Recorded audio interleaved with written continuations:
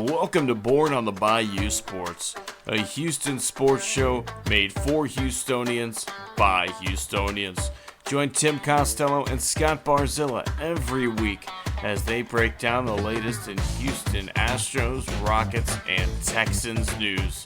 Tim's a former minor league broadcaster, and Scott has written 2 books on the Baseball Hall of Fame. Yeah, if Javier could get it figured out, it would make things a lot easier because he was that guy everybody was counting on this year to be a Cy Young candidate, take that big step forward and help anchor this rotation with Fromber. Since he's come to Houston, you can look at the development of guys like Carlos Correa defensively, Jeremy Pena defensively. I mean, you can Alex Bregman's, certainly I think a better than average third baseman. And now you're putting teams in 3rd and 8, 3rd and 7, 3rd and 9. Now here comes Will Anderson. Pin back your ears, let's go. So if you're Bayou born and bred, or just like spending time in the H, sit down, relax, and stay Houston strong.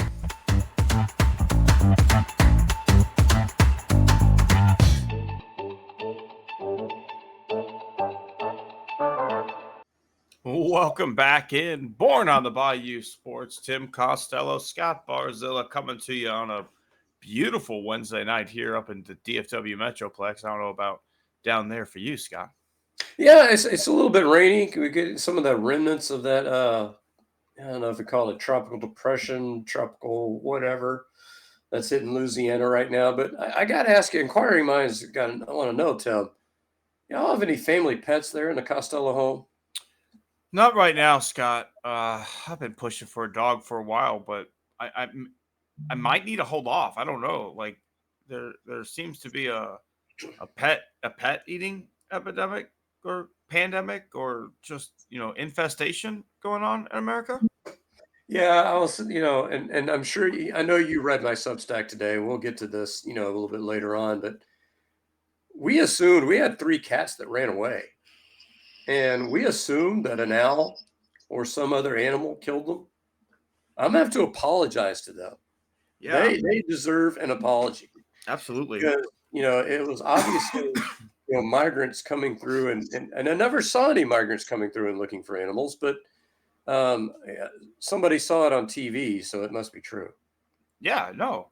And as you saw in my Substack, when I was a kid, I saw that there was a group of teenagers who were specially selected to protect the town of Angel Grove from Rita Repulsa and her magical creatures. And that also means the Power Rangers are real, right, Scott? Absolutely, by that logic. Mm-hmm. That documentary series that I watched as a kid called The Power Rangers. Well, yes, speaking of things that we wish were real, I wish the Astros could figure out a way to fucking score some runs, Scott, because that game last night was real frustrating. So many opportunities. You go to extra innings. You had a runner on third base with less than 2 outs multiple times. You couldn't find a way to get it done. And at the end of the day, you lose a game that you should have won. And at this point in the season, we should be rounding into playoff form, right? Like the lineup last night is what our playoff lineup should look like. But Kyle Tucker does not look like Kyle Tucker right now. Kyle Tucker looked like a guy who needed some minor league rehab time. And instead, we rushed him back, and he's going through it at the major league level, and that concerns me. Yeah, and you've mentioned before on private chats, I don't think we've mentioned it on air, but the Oakland Athletics have been playing some pretty good baseball lately. Second best behind the Astros in terms of like post, I don't know, wherever we started our turnaround, they started theirs as well. Right. So, this is not a bad baseball team by any stretch of the imagination. And they have the White Sox after us in a weekend series. So, they'll be able to pad some wins on the board. So this is a team that's going to probably end up around 75 wins on the season, which, considering the state of their roster coming into the year, is some damn good managing. Yeah, and considering the state of their roster now, right? Like you look up and down that Oakland A's lineup, like there's not a litany of 300 hitters. In fact, there's more guys close to the Mendoza line than there are to that 300 line. And yet they do the things that the A's have always done well. and they find ways to win baseball games because they've got great pitching. They play good sound defense. And eventually, if you can hold the Astros to 2 runs for 11 innings, at some point, you're going to squeeze 1, 2. And, Hunter Neris didn't help himself last night with a couple of defensive plays, but it is what it is at the end of the day. And you lost a ball game that, Jeremy Pena almost won for you, if not for Daz Cameron robbing him. You had Yainer Diaz with a runner on third base and less than 2 outs. Like, that's a run that's got to fucking score, right? Like, Yainer has to know that I have to find a way to win this game for my team, and it just didn't happen last night.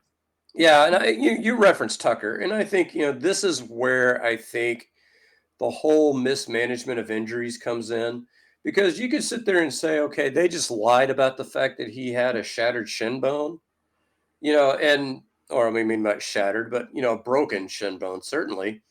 But you can see the mode of thinking. And part of this is Tucker's mode of thinking of, I don't need a rehab assignment. Well, obviously you did, bud. And, you shouldn't leave it up to guys like Tucker. You should sit there and say, you've gone 3 months without playing competitive baseball. Let's get in. If he had gone just for the D-back series, 3 games, you bring him up in those 2 situations in the 8th inning and in extra innings, you got to think he comes through at least once. If he had he had hittable pitches, Scott. Like, the pitch he struck out on was like a fastball, letter high, middle of the zone, and he just fucking went at 93. Kyle Tucker, 93-mile-an-hour fastball, and he's late on it.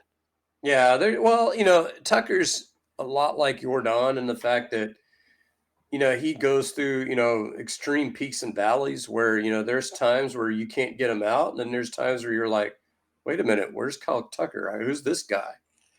And, and that's the problem come playoff time, is that you're looking at this lineup and you're hoping all of them are going to hit on all cylinders. And that's just not how baseball works. In October, there are going to be some of those guys that is just not happening for. So you need to get as many of those guys right as you possibly can. I couldn't agree with you more. And when you look up and down that lineup right now, you're hamstrung a bit too, because as the situation stands, Kyle Tucker's not playing the outfield. He is only DHing at this point. So that means when Kyle Tucker is in the lineup, Yordan Alvarez has to play left field. So now we're looking at who's going to play right field. Chas McCormick just ran to a wall last night and injured his hand. He's probably going to be out for at least a few days. So now we're back to Ben Gamel, who, after a hot start, has done what players normally do, is regress to their career means, which is about a 250 average with little to no pop. Can work a walk here or there, but Ben Gamel is who Ben Gamel is a 254 career hitter coming into this season. So I expected that at some point, and that's basically what we've got after that hot first week that he was here. Jason Hayward had a nice first at bat in his Astros uniform with a double down the line. He had some opportunities last night. He failed to bring home runs in those situations as well. He's a 202 hitter this year. Jason Hayward has really never been a super high average hitter for his career, and he's kind of regressing back to his means as well. So here we are, Scott, right? Where your best defensive outfielder can't play the outfield. He's not hitting at a level that warrants him playing DH, but you need him to get those at bats because you didn't give him the rehab start that he needed. So you're hamstringing the lineup. So that means that Yainer can't DH on those days if you want to catch Caratini. So that means Yainer has to play first base. That means no John Singleton.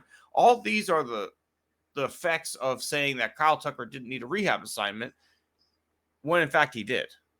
Yeah, and effectively what this means in the standings is your chances of being the number 2 seed are gone, effectively. I mean, we're not mathematically eliminated, but, I think they said that if we finish the season 14-4, the Cleveland Guardians would have to finish the season 8-9 in order for us to come back and win that second seed.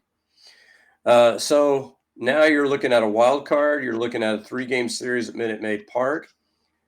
I don't know how you feel about that. That makes me as nervous as hell. Yeah.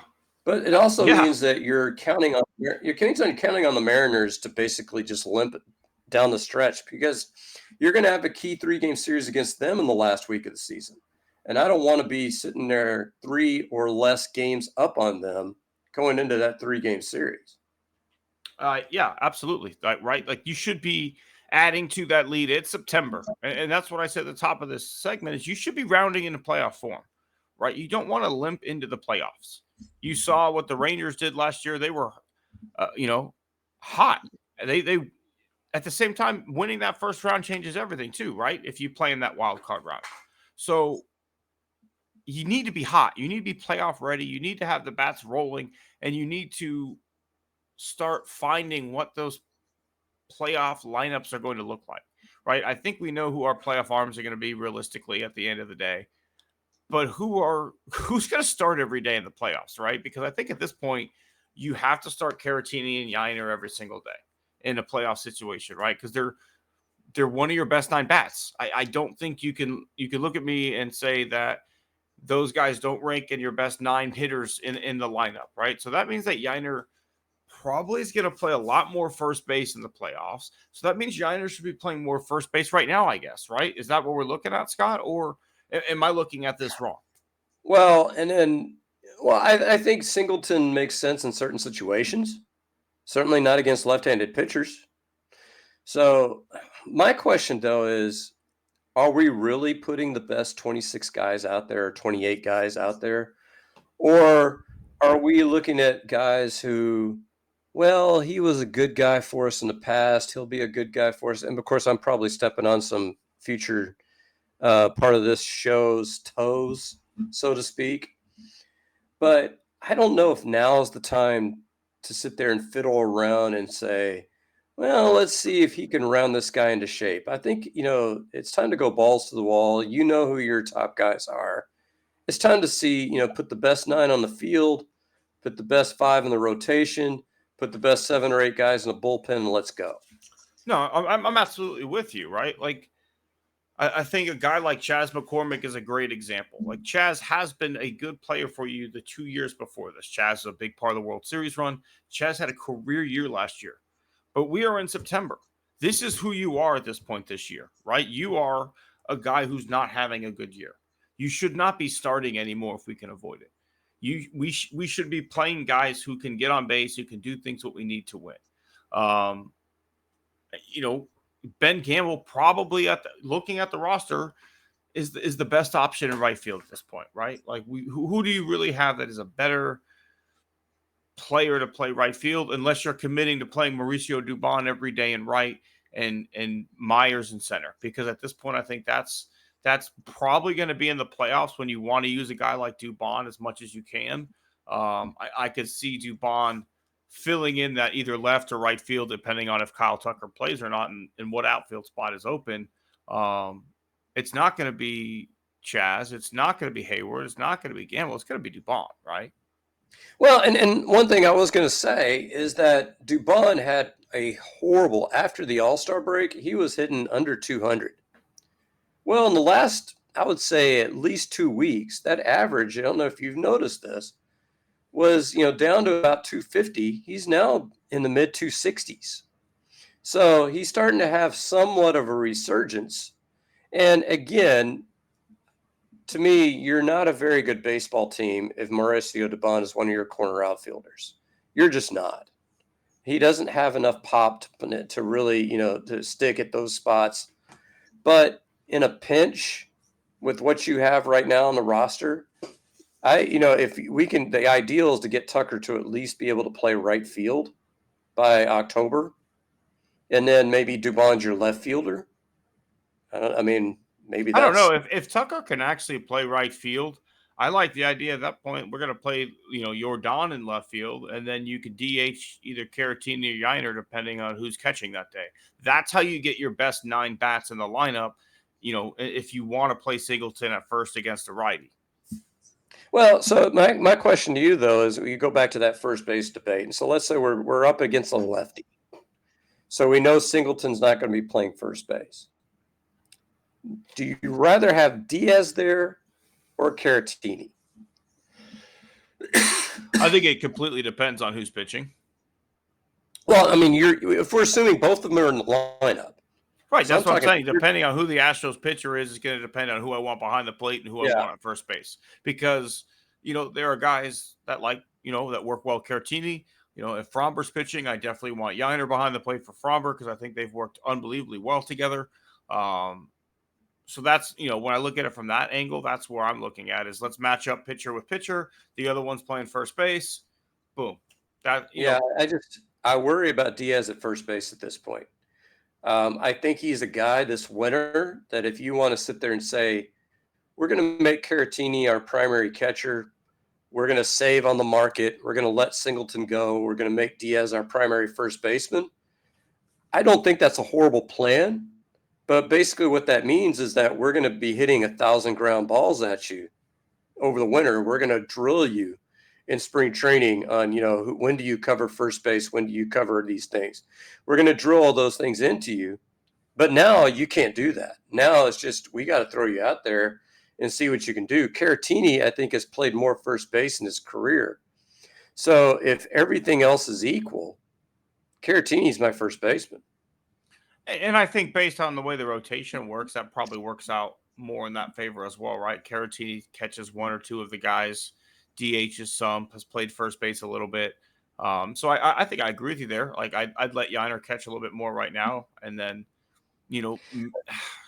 well, and I love what Jeff Bagwell's done. I don't love his front office stuff, but if you look at a guy who transitioned from another position to first base and then became a Gold Glove level defender, get him with fucking Jeff Bagwell, right? Yeah, yeah, and it's just time is of the essence. But the beauty of the playoffs is that what the other team's going to throw at you.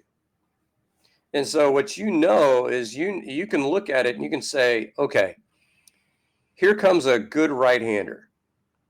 What we're going to do is we're going to put up a pitcher that we think Caratini, wants to, is a better catcher for.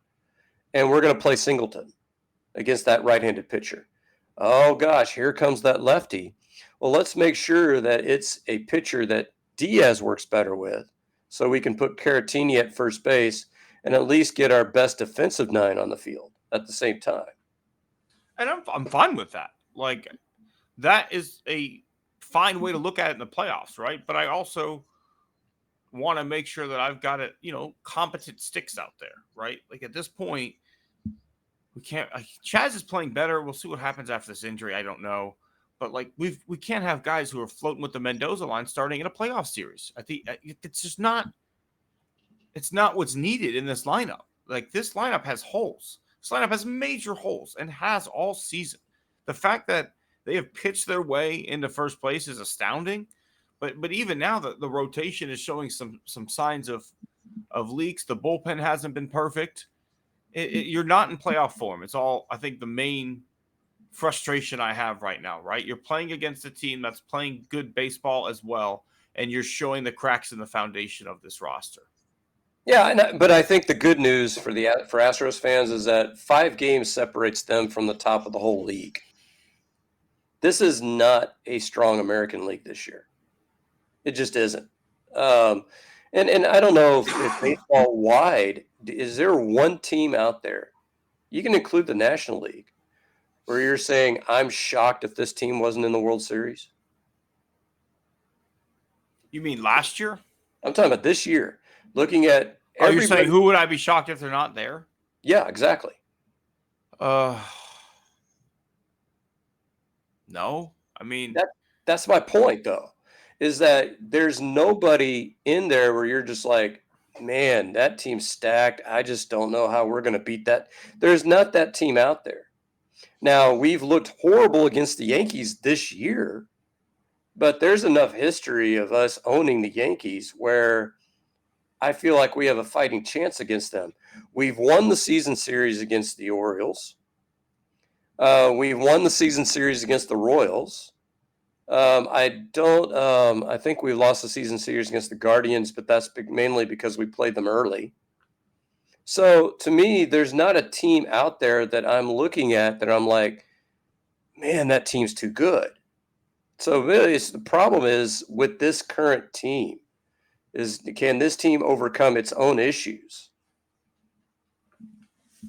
I think this is a time will tell, right? We just kind of have to wait and see. When it comes to the playoffs, I think you can kind of pencil Altuve in to have big hits, hit 3 or 4 homers throughout the playoffs. He's shown us that time and time again.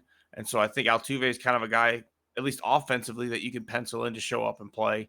He's had his moments where he struggled defensively in the playoffs for sure. But, outside of him, Bregman's had playoffs where he struggled, but typically comes up pretty well. Tucker was miserable last year in the playoffs. Jordan typically, does his thing in the playoffs. But, outside of that, I don't know. Pena is 1 year was great, 1 year was not. Well, look, Singleton, had a big walk last year. That's the highlight of his playoff career. a little bit of breaking news here, Tim. I just read from Chandler Rome that Jose Altuve has gone into the clubhouse. It appears he's exiting the game. He was in pain during his last at bat. Tried to bunt with 2 strikes. Was obviously unsuccessful. I'm looking at the score. It is currently 5-3 Athletics. So again, I mean, I think it's our own issues. And sometimes it's just not your year. And I'm not saying about this current Astros team. This Astros team has shown that it can beat anybody. But, judging by the Red Series, they also shown they can lose to anybody. But that's also been the calling card of this team for a long time. They've played down to the level of their competition. Let's hope to everything that is good and holy that Jose Altuve will be okay, right? Because I think that is the one guy who is the lifeblood of this team. So, that's devastating news, Scott. But I'm gonna hope for the best and hope it's nothing major, and maybe they're just good. X-rays will come up negative, and we'll be good to go. But let's move it on because we've got more to talk about. Speaking of good to go, the Houston Texans run game was good to go on Sunday, but man, did they look good, Scott. A Houston win. Not as many touchdowns as we thought, but Kymie Fairburn had a fantastic day. Defense looked good in spurts, had its moments of weakness, but overall, a win's a win. Yeah, and I think you hit the nail on the head as to the most encouraging thing about that game. And, to me, this, even when you look at this team last year, Devin Singletary had a 150-yard rushing game against the Bengals last year. But why did he gain 150 yards, Tim? Because they were down and they didn't really care if you ran the ball. Well, we won that game, but the reason is because basically it was a pass first run counter with the run game. This is a game in the fourth quarter where everybody in the damn stadium knew Mixon was getting the football. And in that last scoring drive, and in the last drive as well, because they could have kept going. They ran the clock out. They could have kept running it down their throat. They didn't need to. They could not stop Joe Mixon. And everybody in the stadium knew he was getting the ball, and it didn't matter. That's when you know you've stolen a team's soul. And that's what this team did on Sunday. Yeah, close game. Shouldn't have been that close, but that was a thorough butt kicking by the Texans. Yeah, when you look at the time of possession, literally 2-1, Texans had a 40-minute time of possession. Richardson had 3 plays, literally made 3 plays all game, one of which, literally just chucked it up. An unbelievable throw, but a busted coverage from the safety. Still, corner 24, Stingley almost gets there and makes a play on it, even though it's not his man. But that's one, right? 65 yards, boom, okay, crazy fucking play. And then just, 2 more times, he just throws it up. His receivers made plays for him. But outside of that, his passing numbers were like 41 yards. And even with those 3 plays, he completed less than 50% of his passes. Now, I'm not going to say all of that was the Texans' lockdown coverage because he made some errant throws too. But I thought the pass rush looked very good. I thought that the run defense against a guy like Jonathan Taylor, who we've struggled with in the past, was pretty darn good too. And our run defense for years has been the problem, right? And I don't feel like they ran it exceptionally well. I thought Richardson gashed us on a couple of scramble plays, but those aren't, I don't count that necessarily against the run defense because you're playing pass coverage, that guy takes off.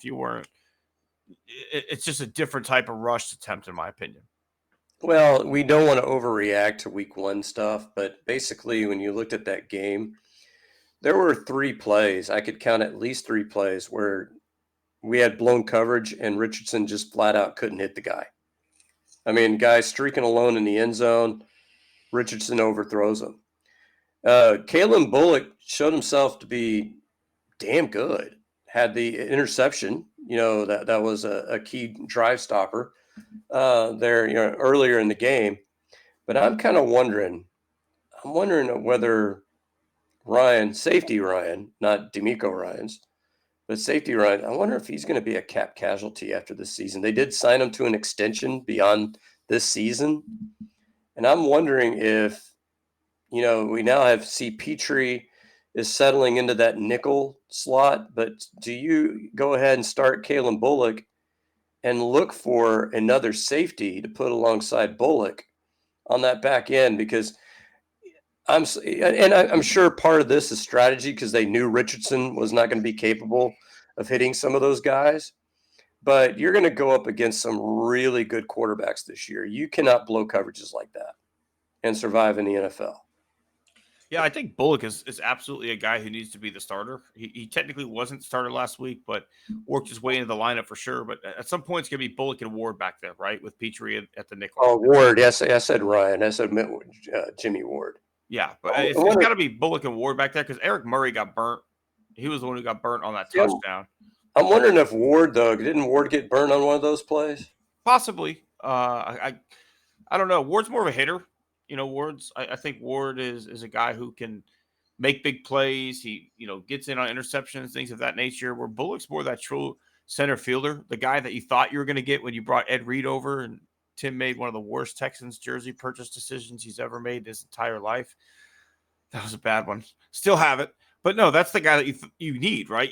The best pass defenses have a guy that just kind of plays center field, makes plays on the ball. That's Bullock. So the other safety needs to, be able to do a lot more things. And so maybe you're right, Scott. Maybe the way that this defense is designed now changes up a little bit. Time will tell. But let's switch to the offensive side because I think outside of the run game, the passing game was really interesting to me because I thought things kind of shook out the way that I kind of think they will during the season.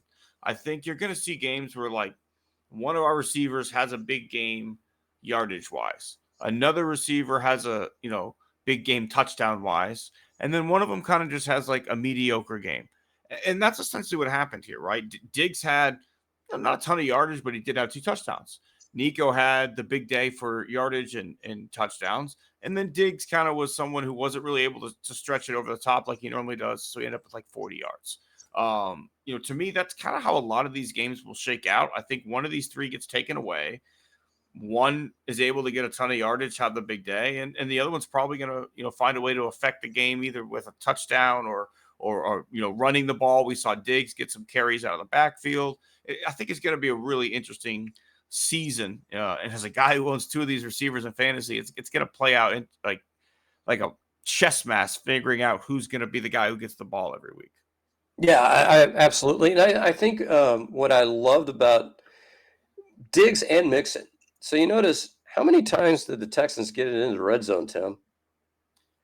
I don't have it in front of me, Scott. You hit me with this stuff. 2 times. How many times did they score a touchdown, Tim? 2 times, yeah. I think having Diggs and Mixon both on this team, those are guys that are finishers. And I think Dell will be too, but I think I don't think Dell does well in tight space. Because I think when you can condense the field, like if you're, say, at the 10 or 5 yard line, I think it's going to be harder for Dell to create that space that he has with that quickness. I think Dell is a guy that could be more of that home run hitter. Somebody who, creates the yards after the catch, or somebody who just blows by his corner, can go 50, 60 yards. And I think obviously Nico is that kind of receiver as well, as we saw on Sunday, with that big 50-yard bomb. The only thing about the passing game that did concern me was there were 2 or 3 throws that should have been picked for Stroud. One of them was on the sideline where I thought it was a pick, where he was trying to get the ball, rid of the ball. And it's like, you got to hit the popcorn vendor with that dude. You can't just, hum it, barely on the sideline and hope that it gets out of bounds. You gotta hit some unsuspecting woman in the third row. I mean, that's how you do that. And then, of course, the defensive holding that bailed him out, when we did. Yeah, but that one doesn't get picked without the hold, though, because he literally pulled him back to him. Yeah, that's true. But and then there was one other throw that I think was dropped. Yeah, that, should have been a pick. And he lived that charm life last year. These are things that I know that Bobby Slowick and D'Amico Ryans are going to demand get cleaned up. But I think what's going to end up happening is just as you stated, we don't know who the leading receiver is going to be this week. We don't know. It's going to be whoever the Bears choose to take away. Now, I think the Bears do have some talented corners where they can maybe leave one of them on an island with one of those guys. But again, you go back to that question we asked last week. Which of those guys are you taking away? No, absolutely. And since you mentioned it, actually split it up into 2 different titles this time. Let's move ahead towards this new week, right? Texans are on prime time. So I think, the Bears do have probably a little bit better secondary than the Colts, if I'm remembering correctly. They did a great job this week against the Titans, but again, Will Levis is no CJ Stroud, and the Titans receiving core is not the Texans receiving core. I think Diggs probably gets clamped down, and you probably got to look. I think Dell's the guy this week that probably goes off, and I think maybe Dalton Schultz might have a really, really good game too over the middle. Because if they're going to play it like that on Diggs and Nico, then, mix it out of the backfield, Dalton Schultz over the middle, or, maybe even if you got a safety one-on-one with Tank, that's just recipe for disaster. Yeah, and I'm with you there. I'm especially on the Dalton Schultz. But I was going to ask you before I forget, did you see the Will Levis commercial? I did. Does he got a Mayo commercial? Yes, he does. That's just good marketing. As a guy who works in marketing, that's an early hat tip because I got one for later, Absolutely. But I'm with you. I'm with you on Dalton Schultz, I think. And so here's my question.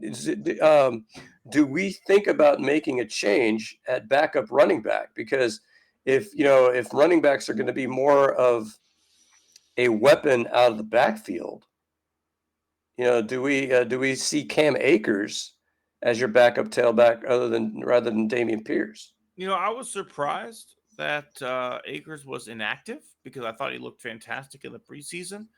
I thought Pierce had some nice runs. Maybe OG's inactive. I don't know. They probably use him more for special teams purposes. I don't know, Scott. I don't see a scenario where you want Mixon touching the ball less. So for that purpose, if you're getting somebody out of the backfield, it's going to go to Mixon. So I don't want him getting 30 carries. I agree, but I think that was a situational thing last week, right, where you had to grind out a win. I think every week's going to be a little bit different, and if you don't have to do that, then late in the game, if you're up 15 points, it can be Pierce getting those carries. It doesn't have to be Mixon. But you go ahead. I'll let you. What are your thoughts this week?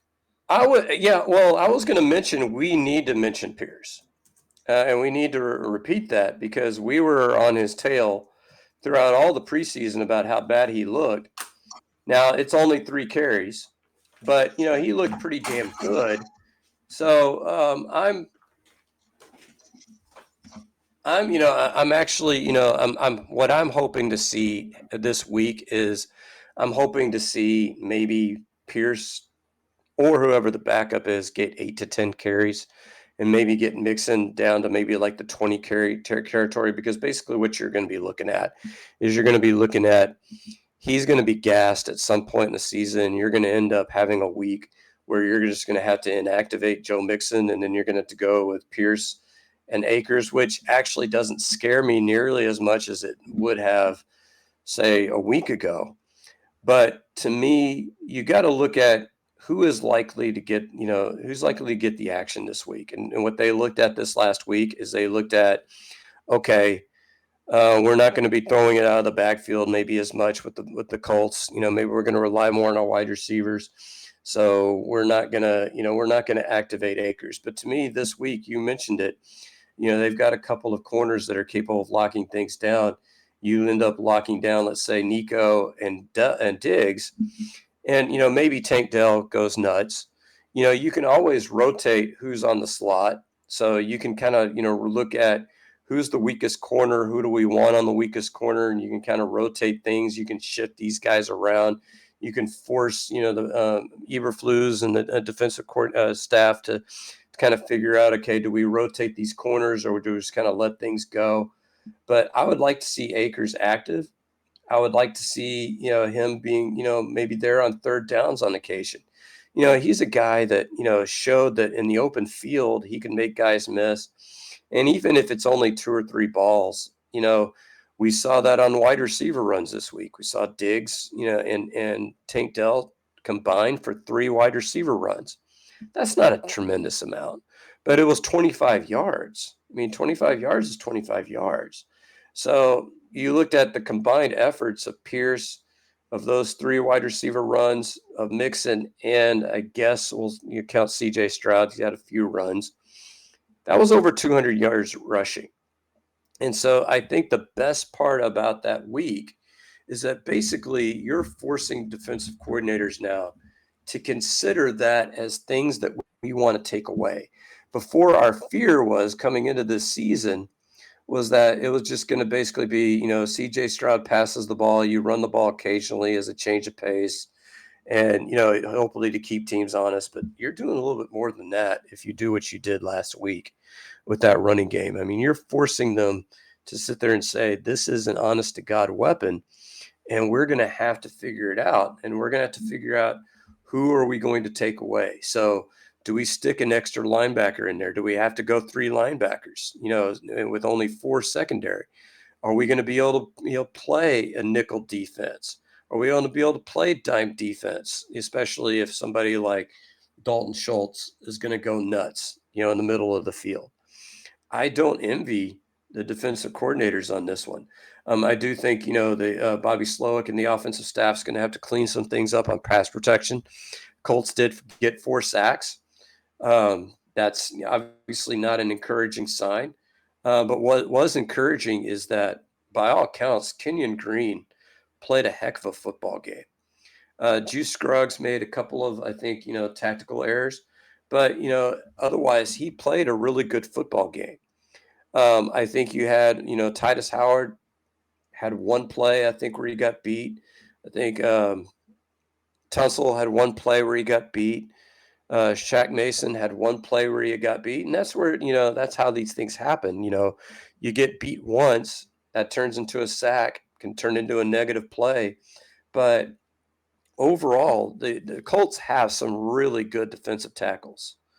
Buckner is a heck of a player. And the fact that they were able to control them for the majority of the game is a really good sign. And if you have those 5 guys working together, then that just opens up the playbook for Bobby Slowick. And I just don't know how you're going to be able to stop all those targets. But if you're asking me, I think Cam Akers needs to be in there, even if it means Aguawe means to sit, or, if you're not going to run fullback as much as British Brooks needs to sit. I don't know, how they're going to end up employing all these guys, but it's a great problem to have. And really, we saw, Schultz made a couple of key catches, but, he wasn't much of a threat this game. I think this is an offense where you just have to look at the finished product at the end of the year and look at it from that standpoint. This week, it's just going to be a defensive coordinator's choice as to who you end up taking away. And, the Bears are, if Caleb Williams ends up being the guy, they're developing their own offense that's going to be like that. You've got DJ Moore, you've got Keenan Allen. You've got that, great rookie wide receiver's name I'm not going to try to pronounce. And you've got actually, pretty good tight end. You have some, DeAndre Swift. You got some good players over there as well.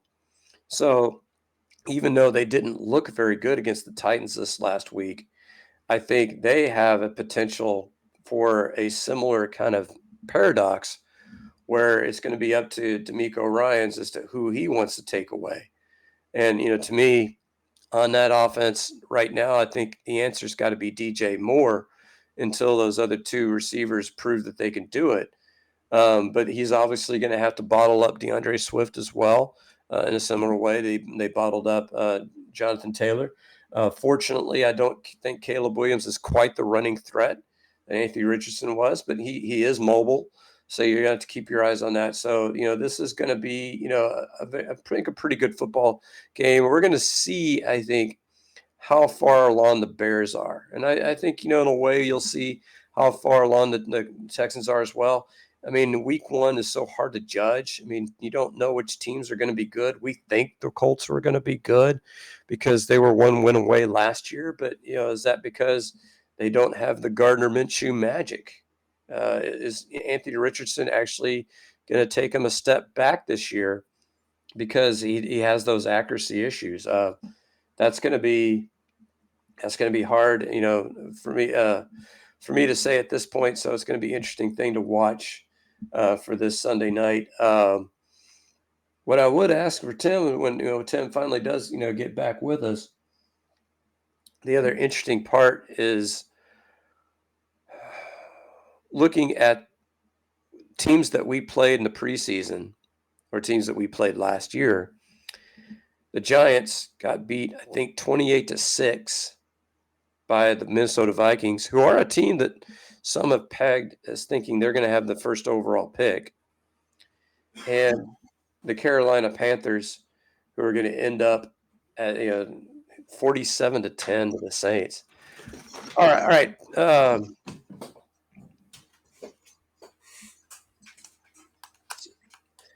So, we were talking that I was talking that whole wide receiver thing to death here, Tim. So I wanted to ask you an opening question away from your Texans for a second and looking at the week one action. Who is your betting favorite for number one overall pick? Do you think, is it your New York Giants losing 28-6 to the Minnesota Vikings, a team some have said we're going to have the first overall pick, they think?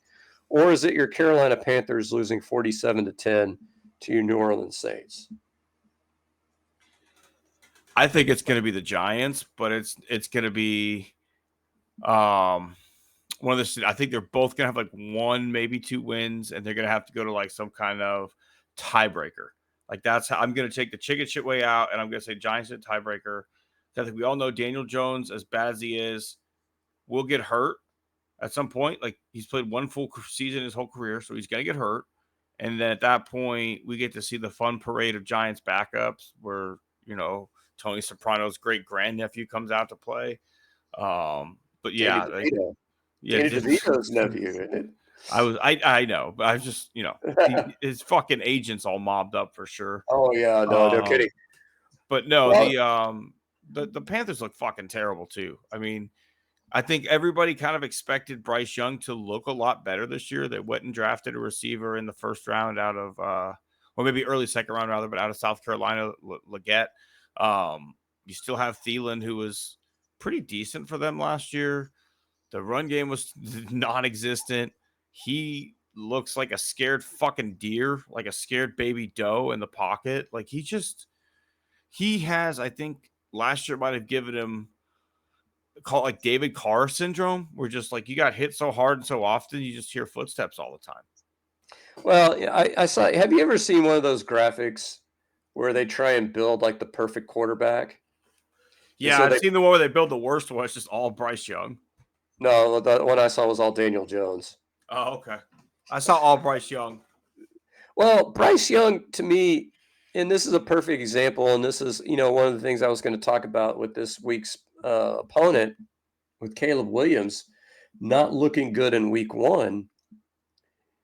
So much of what you do, and whether your quarterback succeeds is how you roll them out, I think. And yes, CJ Stroud started from week 1, but if you remember last year, they didn't open up the offense Yeah, it until was almost very, very midseason. limited. And so what I'm afraid of with happened with Bryce Young is that, yeah, I think he's got, deer in the headlights, but I think you have so little talent around him relatively. And then you just rolled out the offense and said, okay, you got 100% of the playbook, go. And I just don't know how you do that with a rookie quarterback. And so it's going to be interesting to see what the Bears do with Caleb Williams because they do have weapons. They have some considerable weapons on the outside. But he obviously didn't look good in week 1. So do you scale it back or do you just keep going and hope things improve? I don't know. I think they probably, looking ahead to this game, I have to think we're going to see maybe a little bit more scaled back offense with a lot more RPO. I think they're going to just probably put the ball in his hands a lot more and let him make plays. Yeah, you've got good receivers. Like they can go 3 wide with anybody, right? Like they're probably up there with the Texans when you look at 3 wide receivers, depending on how Rome Odazume, I think that's how you say that, pans out for them. I didn't try to pronounce that. I when you were on your break, I said the rookie wide receiver. I Yeah, said so Rome, we'll call him Romy. Well, how does Romy play out this year? We don't know. Part of his development is on Caleb Williams, but still, like they've got 3 good receivers, so they can chuck it around the yard. But I don't know. I think they let him run a little bit more, some more RPO, try and get some good things going, and try and find a way to slow down this Texans pass rush. I know Romy, I think, is banged up. I think he's going to end up on the injury report. I don't know that I think it's going to be one of those game time decisions, famous game time decisions. You're questionable. I don't know, hangnail, plantar fasciitis. I don't know what it is. I want to say it's like a hamstring or something, but he was on the post game injury report for week 1. So I mean that's going to be something to watch. Now, I mean, with the Texans offense, you have a weapon on defense with Derek Stingley. So I think DJ Moore is probably your priority and who you want to take away. So my question is it, are you prioritizing Keenan Allen or are you just kind of letting things go or what, I think they got to find a way to get Swift going a little bit more, right? You paid a premium to bring that guy in, and he didn't do shit for you last week. So I think you got to find a way to get Swift going both in the passing game and in the run game. They've got good tight end, Cole Kmet. Probably is, rookies love leaning on a tight end. You saw it last year with Dalton Schultz. There were times where CJ leaned on him, and I think he could be a guy that the Bears look to go after as well. And famously, we know the Texans struggles in covering tight ends. Exactly. We'll see what Petrie does now that he's kind of like maybe that guy who's going to be taking on those tight ends. But I'm not necessarily worried about Keenan Allen because I think Lassiter's he and Stingley both had fantastic grades in week 1. Yeah, that's true. Yeah. So I think the Texans look like they've got their 2 starting corners. Yeah, I think the question is going to be on the back end, whether or not they start to go to Bullock sooner. I think he should be the starter. I don't want to see Eric Murray, but in spot duty. Maybe that's just me. Jimmy Ward, I'm hoping, is going to play a little bit better because I think he did get beat a couple of times. But all right, so score predictions for you, Tim. Last week, I think we both lost we lost on the line, which I'm going to blame the officials on this one. Okay, I'm fine with that. Well, because I'm sorry, they gypped us out of a field goal at the end of the first half. I don't know what that whole situation was. That was weird. My whole working theory is that they were all drunk because they couldn't decide. Okay, was it a catch? Was it not a catch? Were there 15 seconds? Were there 5 seconds? Did the Colts call timeout, or are we going to just give them that timeout back? I don't know. And then to me, if you're 5 seconds on the clock, D'Amico Ryans, why are you sending the offense out there? What are we doing? We'll just fucking spike it and then kick it. Yeah, I don't know what that was all about. Yeah, that was weird. That was just weird. But that field goal cost us pretend money, Tim. Yeah, it did. Absolutely. Yeah. But Scott, that was a horse's ass kind of clock management decision. But I'm sure that is not going to qualify for either of our horse's ass of the week. Who do you got for us this week? Oh, horse's ass. We are moving along. I am going to stick with the sports world, Tim, and I am going to go with a generic title here because I don't want to put people on blast. But as you know, and as you and I both are trying to do, we're trying to promote our Substack. We're trying to get more readership. And so what I do when I write the Hall of Fame Index columns is that I put them in different Facebook groups. I post them. I've had a couple of those groups say, we're not taking this.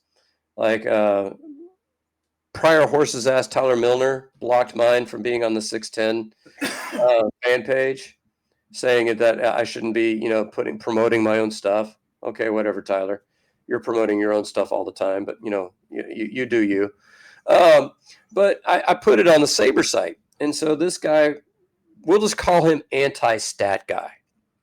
And Anti-Stat Guy pisses me off for two reasons, Tim. Hang on. How the fuck are you going to be on a Saber site and be anti-stat? Go ahead. I'm sorry. Go ahead.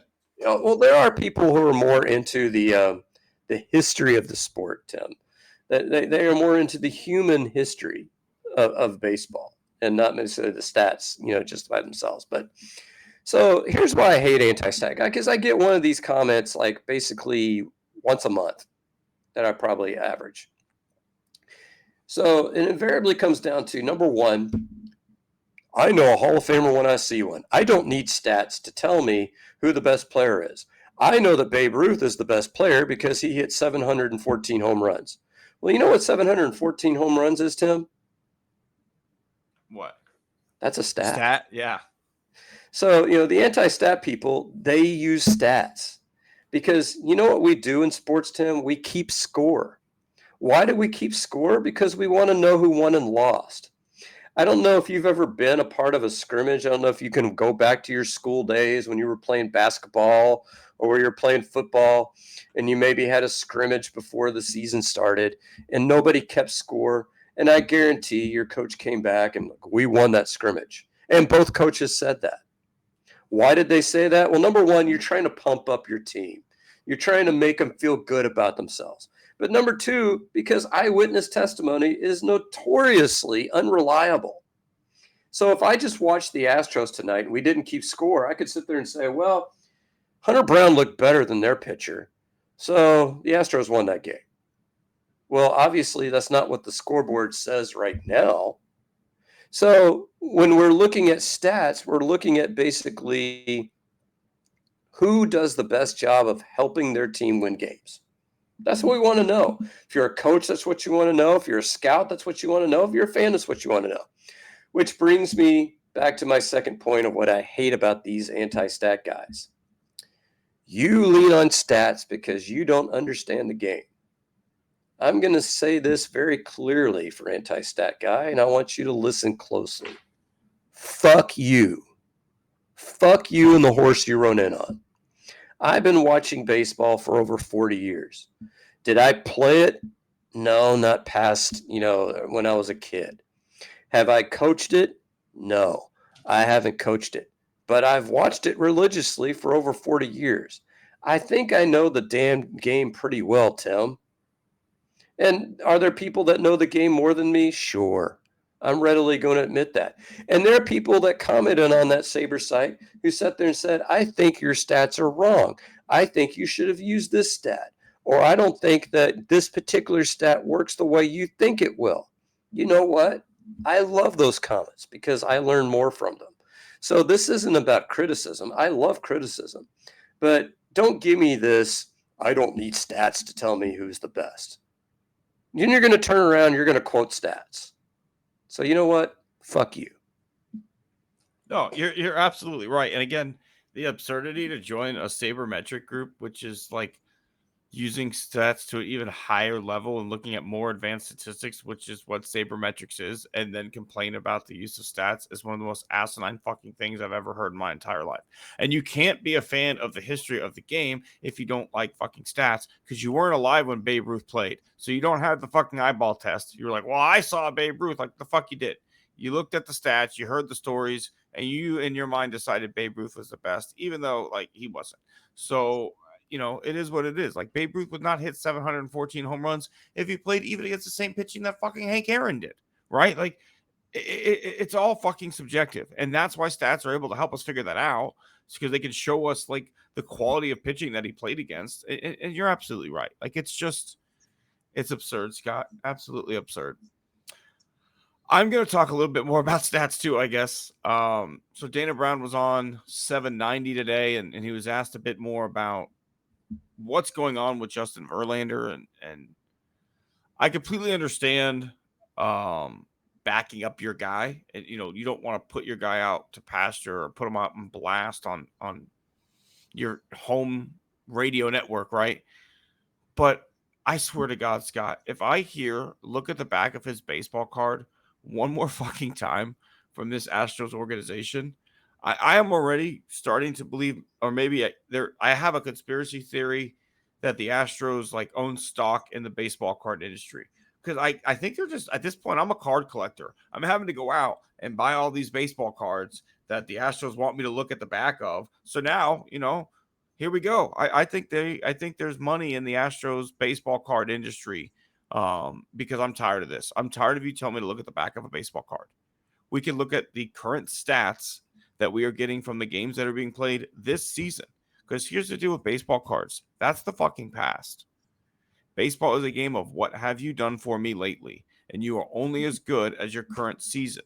And if you're not having a good season, you don't need to be on a playoff roster. I love Justin Verlander. I think Justin Verlander changed the trajectory of this franchise. I think you and I probably both agree we don't win the 2017 World Series without JV. We don't win in 2020. Was it 2022 without JV? We don't.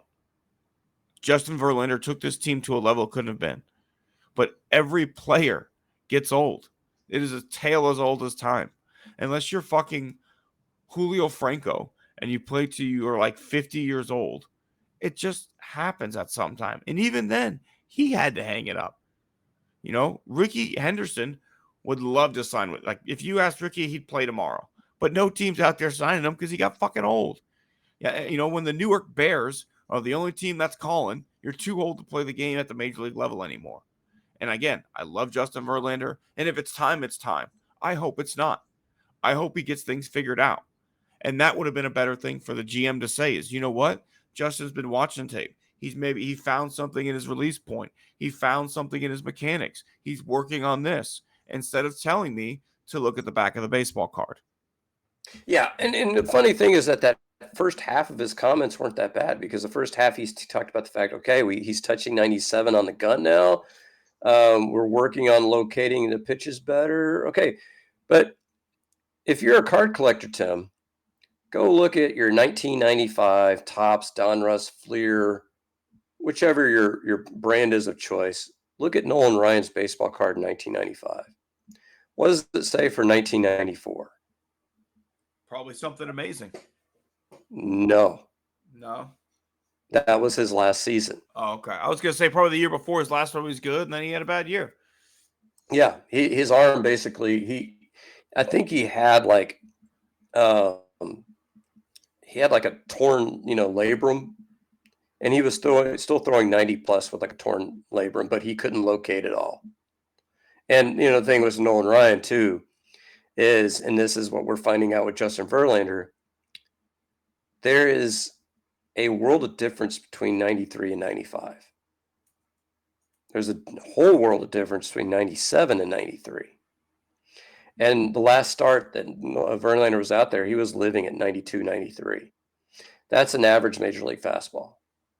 And so if you're going to live with a average major league fastball, you have either got to have a shit ton of movement, or you got to locate that thing on the black every time. And he's obviously going through his own version of spring training. So we can hope that in 18 games time that, he's peak Verlander. Maybe. I'm not going to, and I wrote an article for Crawfish Boxers, basically said the long goodbye, because I think this is what this is.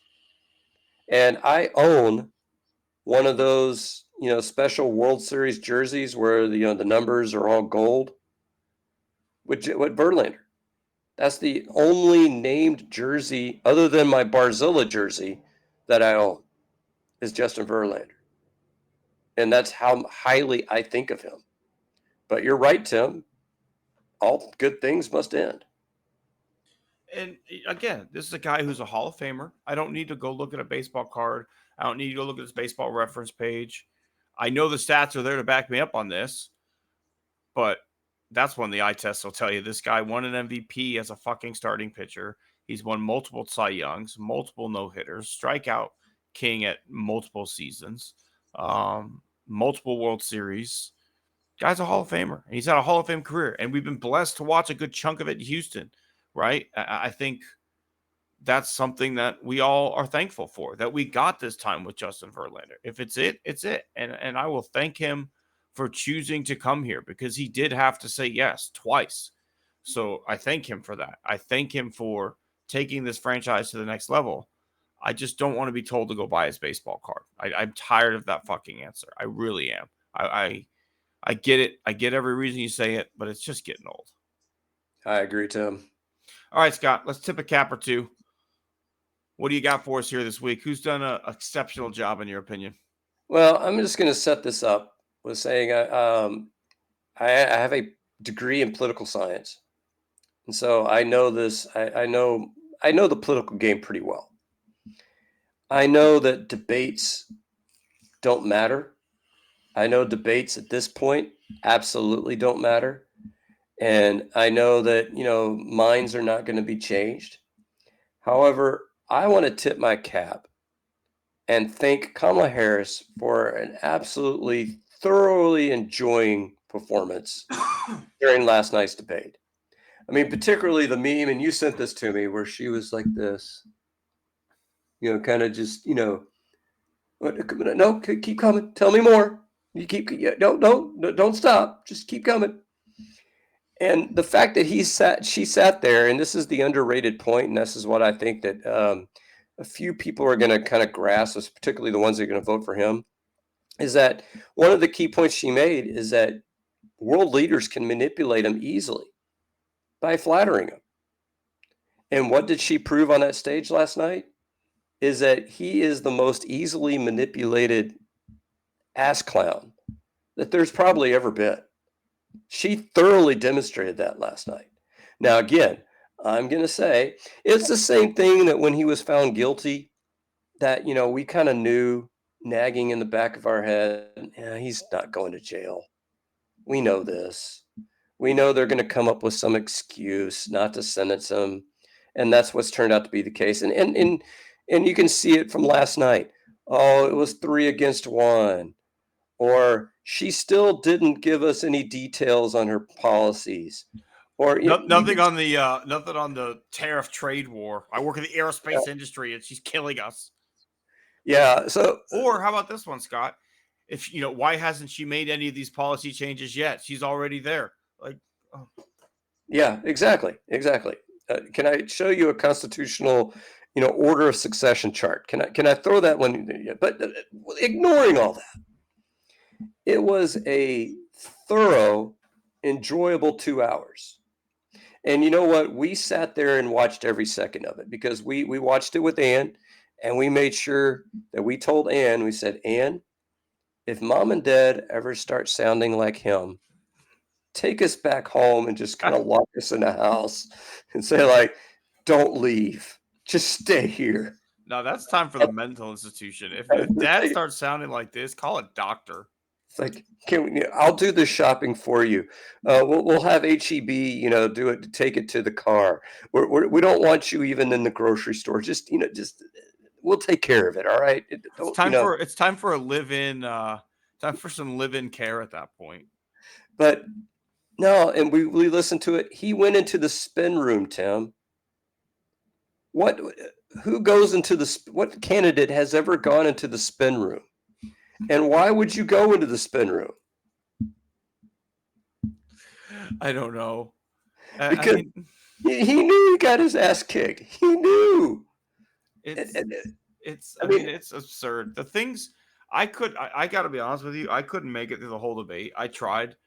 He pissed me off. I was done. I was like the lies that were just coming out of this guy's mouth, and I knew it was going to happen. You and I both knew going into it, this is going to be a shit show. I told my wife I'm going to go watch the debate, and she's like, "That's on you.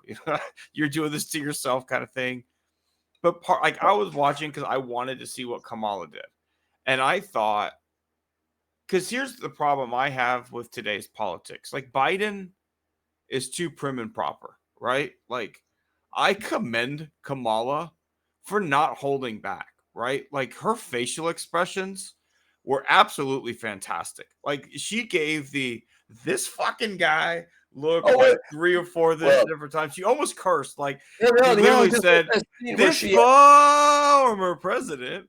Yeah, it was like she wanted to say this motherfucker. And like then like the greatest meme I saw was on Black Twitter was like the number of states that would go for Kamala if she would have said this motherfucker right here. But you know what I loved? We actually got out of alcoholic beverage, and we just went out and went full bore on this thing because you got to have alcohol to make that. Because okay, people who are listening, if you're undecided, I'm just going to sit there and say I don't understand. Yeah. I can understand people who I understand people who want to vote for Trump. I actually understand it. It's deplorable. It's horrible. But I understand it. People who are undecided, I don't get it. But if you're undecided, let me just give you this one fact. There is no humanly way possible that the United States government can tax another foreign government.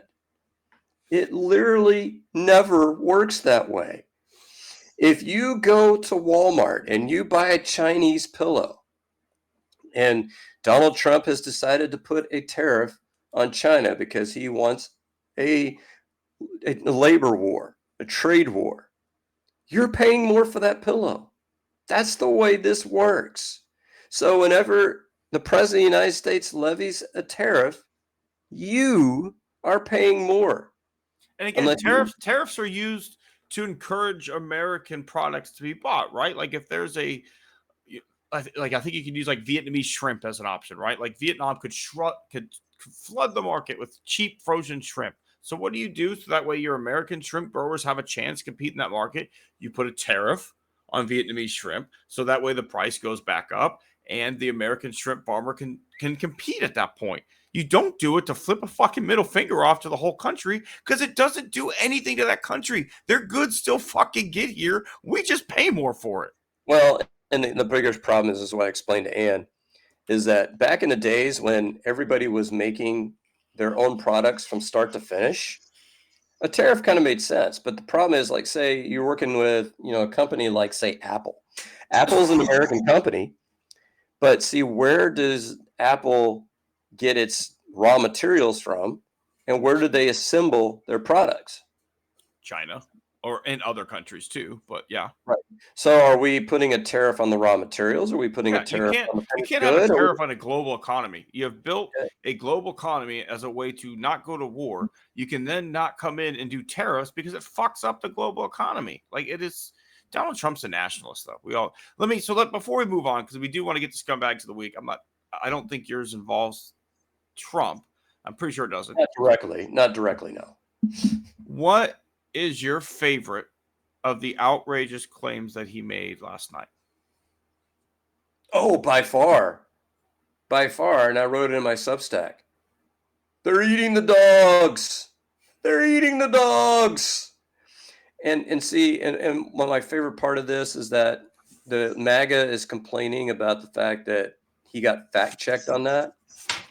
But let's think about this for a second. How do you not say, like, how can you have a legitimate debate and not say, excuse me, sir, you can't say that? But see, here's the thing, and here's where But here's what I don't think they quite understand. If we let that go, then what's next? What's next is that some Haitian immigrant is going to get killed in Springfield. You know what's going to happen. Somebody's dog goes missing.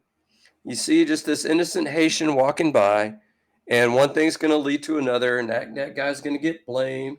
And so all of a sudden, boom, Haitian dead.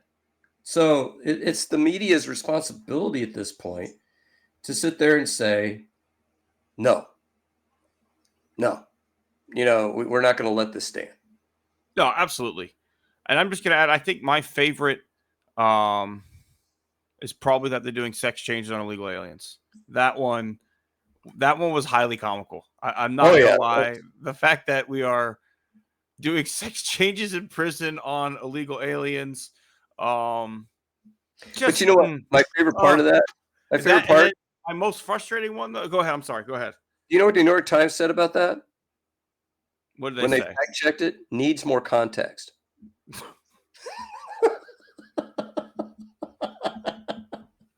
Also, they kill babies at 9 months. After birth. The doctor looks at it and goes. That's what we told Ann. We told Ann they said you were a twin, and the doctor looked at the doctor. We came in with tears in our eyes. We were big, strong with tears in our eyes. Sir, don't kill our baby. But the doctor said, no, that baby's too ugly. Sorry. Didn't he? And then he claimed he saved a baby too. Like he claimed that like a family came to him and he saved one of the babies. I encourage everyone, please go read my Substack article about this. This is so absurd. Like this, I don't think you could have wrote a movie where a political candidate in a debate said these things. And people, the reviews would have been like, this is ridiculous. This is stupid. No one's buying this. But no, this is real fucking life. Like in one single debate, we had a man who claimed there is a roaming band of Haitian immigrants eating your pets. He claimed that there's a doctor in West Virginia. I'm sorry, the whole state of West Virginia and other Democratic states have doctors who decide after your baby is born whether or not it lives or dies. He claimed that they're doing sex changes on illegal aliens in prison at taxpayer expense. I'm sorry. Yeah, like this is real fucking life. This is real goddamn fucking life, Scott. Here we are. Yeah. All right, let's change it up. I'm done talking about that scumbag. Let's talk about our scumbags of the week, Scott. Who do you got for us? All right. I'm going to give you a quote. School shootings are a fact of life. You know who said that, Tim? Probably J.D. Vance. J.D. Vance. Now, the presidential candidate in their party said we need to get over it. That's what he said. Official party. I'm going to stick with J.D. Vance.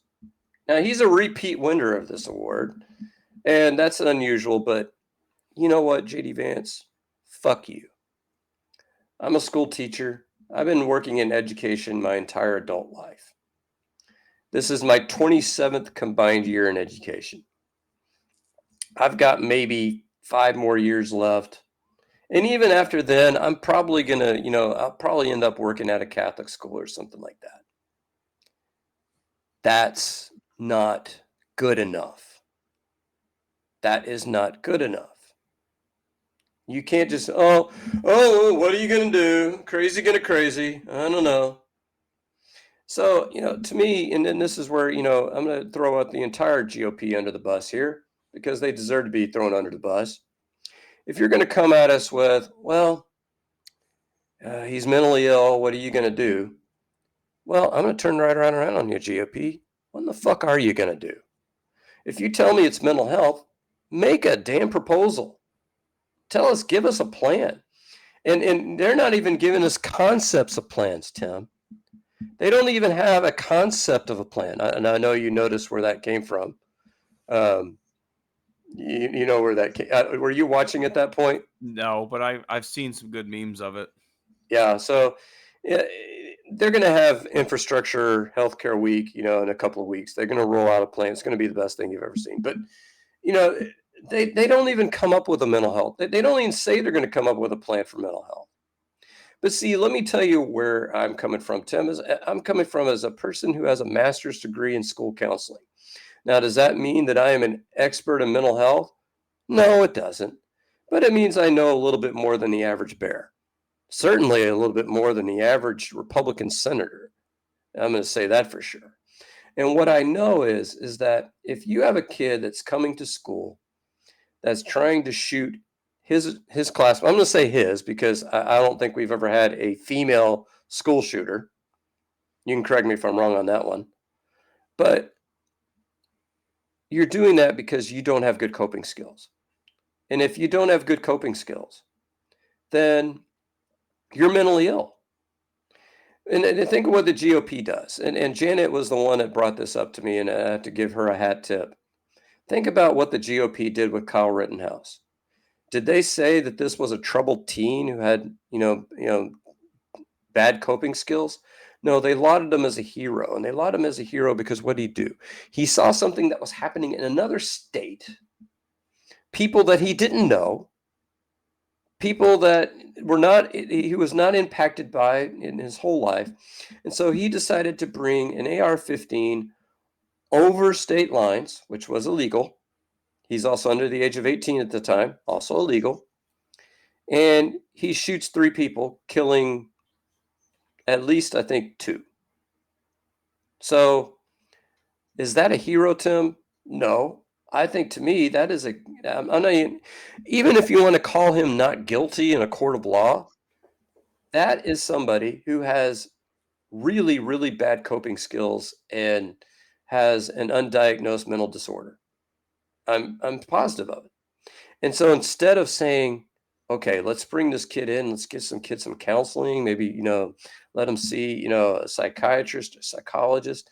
Let's see if we can, is there some medication that'll help this guy? What is it that made him turn to this? No, we're going to put him on the lecture circuit and we're going to call this guy a hero.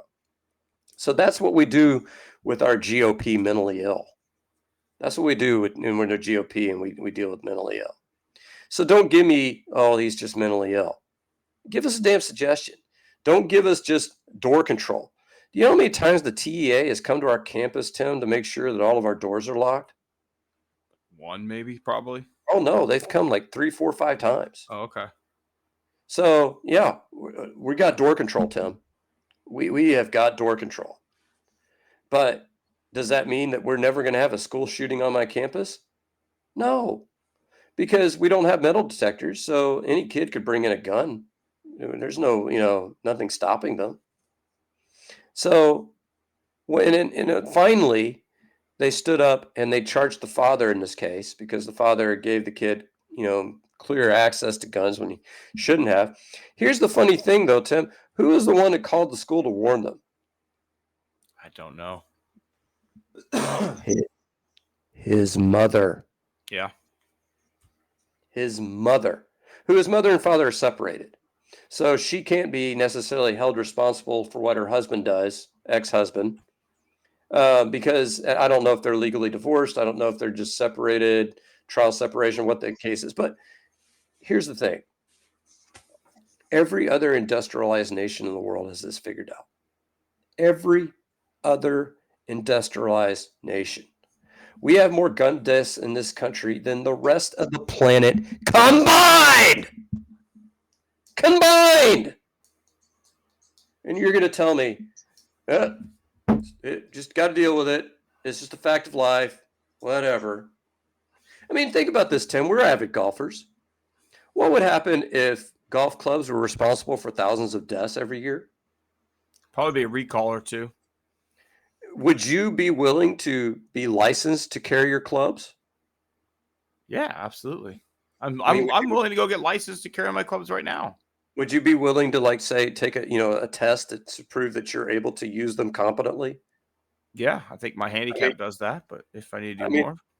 But I mean, you wouldn't be sitting there saying, well, no, actually. how about this, Scott? In Germany, you have to get a license to play public golf courses. Well, it could, but you wouldn't be sitting there. No, this is my ping driver with a titanium insert. That hasn't killed as many people as the Callaway over there. I mean, you wouldn't be pulling that off. No. I mean, you wouldn't be that kind of an asshole. No. I mean, and what? Because guns are a hobby in this country. 99% of people own guns. Don't need to own guns. Now, there's that 1%. There's people who live out in the range and sure, the ranch, and they need a gun, and I don't want to deprive them of that gun. But if you're living in the suburbs, if you're living in the city, you don't need a gun. You absolutely do not need a gun. If you think having a gun is fun, then what's the harm in getting a license? What's the harm in saying that, I'm sorry, this AR-15 is just too dangerous. You shouldn't be able to carry it.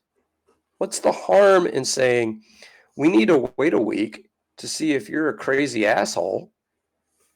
What's the harm in that? No, It's a fact of life. It's a fact of life. It's a fact of life because they've made it one, and that's a sad reality. Is that with enough money and enough political backing to the right people, you can make anything a fact of life, Scott. And that's what's really, really fucked up. This week, I'm going to take a peek at former Texan, now Cleveland Browns quarterback Deshaun Watson as my scumbag of the week. So Watson has another lawsuit drop against him. This one, to me, much worse than any of the other ones because he actually raped this person. Absolutely awful. And then to top it off, he's got a Twitter account, a burner out there where he goes by the name Leroy Bickerstaff, who has been vehemently defending the play of Deshaun Watson and the lack of offensive line talent on the Cleveland Browns. Like, number one, you looked terrible on Sunday, Deshaun. Let's start with the football part. You looked fucking awful. Instead of creating a burner Twitter account, hop in the goddamn fucking film room. Maybe hop on the practice field. Get a little bit more connection going with your wide receiver core. This ain't it. Number two, you're a fucking sex criminal. You're a fucking deviant. You don't deserve to be anywhere but in a prison cell. I feel bad that at one point I thought maybe this was the McNairs trying to screw him, and I feel awful that I said that. This guy's a problem. He's a disgusting human being, and if any bit of this current lawsuit or allegation is true, he should be in jail. Not jail, prison. He is fucking disgusting. I think there's a 30 for 30 on this, but I could be wrong. So I'm going to go back in time a little bit, Tim, probably way before your time. The 1993 Oilers. That was the last year that they were in the playoffs. And I don't know if you've heard this story, but Warren Moon got embroiled in a scandal that year because he had hit Mrs. Moon. And do you know what happened to him, Tim? I don't know. So the story goes, he went down with an injury. Cody Carlson came in. The team rallied around Cody Carlson. Then Moon came back and they rallied off, I think, 13 consecutive wins. Because I think they were like 1-3. No, it wasn't 13. It would have been 12 consecutive wins. So they were 1-3. Now, people were saying this behind the scenes, but they said that the offensive line purposefully got him hurt. Now, I'm not suggesting that's happening here in Cleveland, but I know that for whatever reason, people seem to love Jameis Winston. I mean, the people who play with him. Don't ask me why. But I hate to go all conspiracy theory, but if you're the quarterback of any team, do you think you should be in the business of bad-mouthing your offensive line? No. That's like the stupidest thing that you could ever do. Ever. Shadur Sanders does it too at Colorado, where he just goes to the post-game presser and is like, did the other guy get hit as much as I did? No. Why don't you go ask him how it was to have a clean pocket? You can't fucking do that. You cannot do it. And yes, he's doing it through a burner account, but it took people 2 seconds to figure it out. You have way too much time on your hand. Way too much time on your hand that you're hitting up fucking people on Instagram for massages who aren't even masseuses. You are creating fake Instagram accounts. You're creating fake Twitter accounts. You're the fucking face of a franchise. Do not, like, he has a charity. Fucking do some work for the charity. Anything would be like, there's got to be 1,000 better ways to spend your time than what you're currently doing, because it's awful. Absolutely awful. So thankful that we somehow got 3 first-round picks for this guy, plus more. But the fact that it's just a gift that keeps on giving, Scott. Well, and here's my question, Tim. Here's an in-game question. So I'm going to give you 4 possibilities. Possibility A, Deshaun Watson turns it around and has a great season. Possibility B, Deshaun Watson gets benched and Jameis Winston comes in and turns things around in Cleveland. Option C, Deshaun Watson mysteriously gets hurt and Cleveland goes in the tank because Jameis Winston sucks. Or option D, Kevin Stefanski sticks with Deshaun Watson, they suck, and Stefanski gets fired. Where are you going is the most likely outcome there? D. I mean, I think the most likely outcome is he gets hurt, but I do think Stefanski will stick with him if he can. You have to. Like, what choice do you have? You have committed so much fucking money to this guy. Like, I don't know. I don't see how you could bench him. I really don't. I think they're only out as I think that maybe the contract has an out if this court case bears fruit. Because, I mean, I would have to think that, if you actually get charged with a crime. But it's a lawsuit. She filed a lawsuit. There's no crime yet. So, yeah, I wonder what is she alleging is full on, like, he raped her. So, I don't know, man. It's pretty awful. And he's a pretty disgusting human being. Even if this one particularly is not true, which I'm not going to say one way or the other. Has done some disgusting shit. It's back from his Houston time. Yeah, it's back from his Houston. I was going to ask. So, okay, maybe he's been a good boy relatively since going to Cleveland. But if you're bad-mouthing your teammates, and people have noticed, like there was an offensive lineman that went down, Watson bends down to pick him up, and the offensive lineman brushes his hand aside. That is some really, really troublesome body language. If you're the head coach of that team. And I would consider, I know he's making a shit ton of money, but I would consider Jameis Winston because, in that division, you tell me, who's the last place team in the NFC North? I mean, not now. I mean, saying after. I get it. I'm trying to think. I think the Bengals probably are bad. Probably the Bengals, though. I think losing Mixon and trading it out for Zach Moss probably is going to hurt them a little bit more unless they're just willing to chuck it all over the yard. Yeah, but you got Joe Burrow. He could throw you into some wins. I mean, the Steelers are always Steelers are last place in that division. But Steelers are always over 500. So yeah, but now they're having to play Justin Fields at quarterback. I don't know how you get to 500. I mean, they won last week, but I think it wasn't because of him. I think it's Cleveland. Unless they you're not wrong. Trajectory.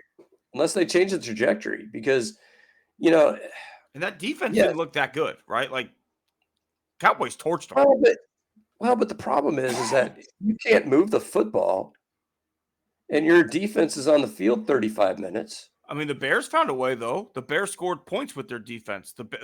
Caleb Williams was fucking terrible, and the Bears defense won them that football game. Yeah, but that's also Will Levis. Mayonnaise boy being true. True. But my point is that if you can't move the football, even when you have Nick Chubb, he was one of the better backs in the league.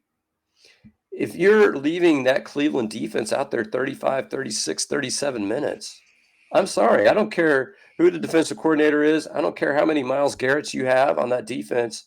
They're going to get tired. They're going to get exposed. They're going to get beat.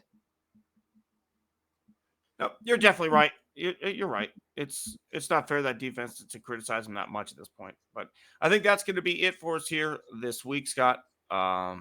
Please be sure to like, subscribe, follow us on Facebook, on YouTube. Subscribe to the podcast through Apple Podcasts if you have that, or whatever podcast listener or app that you use on your device. If you haven't checked out our aforementioned Substacks, thoughtsofanativetexan.com is the home for mine and Scott's. Mine under the category of Tim's Mind Cannon. Scott's got a couple different ones going on there as well. But Scott, anything you want to add before we check out for the week?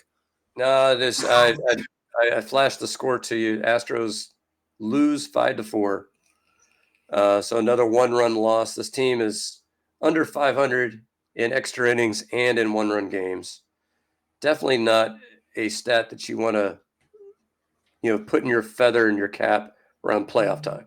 Nope, not what you want to see there as well. And it's looking like Altuve has something with the oblique. So hopefully it's not too terrible, because that could be a month or two if it's really, really bad. But that's going to be it for us here this week on Born on the Bayou Sports. We appreciate everyone who joined us and made us a part of their week. We look forward to seeing everybody next week. We'll be back.